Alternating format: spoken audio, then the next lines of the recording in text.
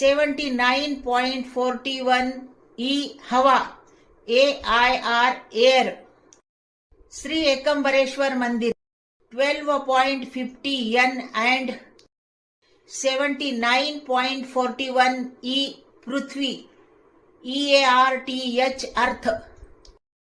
श्री तिलाई नटराज मंदिर 11.23 N 79.41 ई आकाश SKY sky.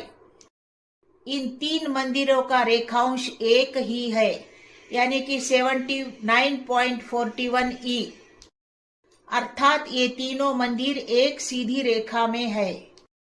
Kalahasti और एकम्बरेश्वर मंदिर के बीच का अंतर 125 यानी कि 125 किलोमीटर है, जबकि एकम्बरेश्वर और तिलाई नटराज मंदिर के बीच का अंतर 250 175 किलोमीटर है।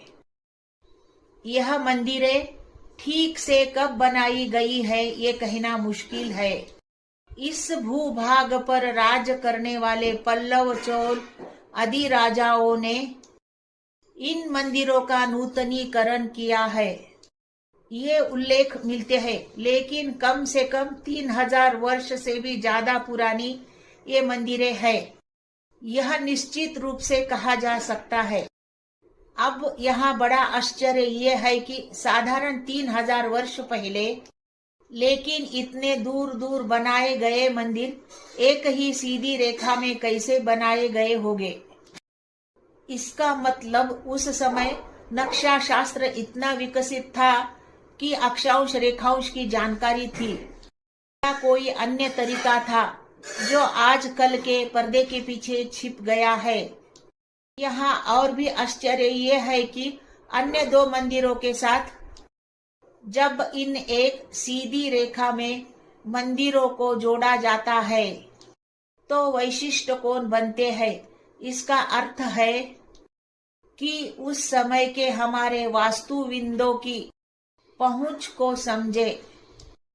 जमीन के कुछ हजार वर्ग किलोमीटर फैले भूभागों पर वे पंच महाभूतों 5 वे शैव मंदिर का बड़ा पट अंकित करते हैं और उस रचना से हमें कुछ दर्शाते हैं। हमारा दुर्भाग्य है कि हम उनकी कूट भाषा समझ नहीं पाते।